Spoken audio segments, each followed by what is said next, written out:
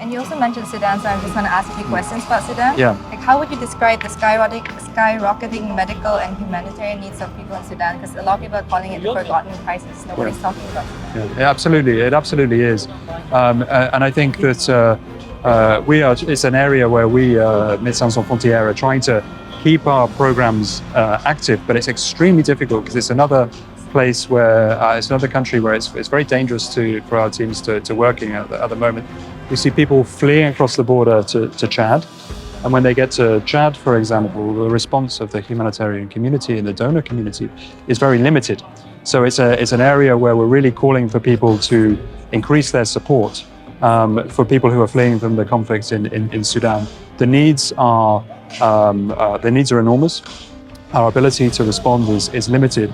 You're absolutely right. It could be classified as forgotten at the moment, especially when we see the horrendous events that are happening in Gaza. We must also remember that we have a really catastrophic situation in Sudan and many other countries. In South Sudan, the needs are enormous as well. In the Democratic Republic of Congo, in Myanmar, in Bangladesh, all of these countries, we need to make sure that we're keeping our focus around the world, as well as trying to provide assistance to the people of Gaza.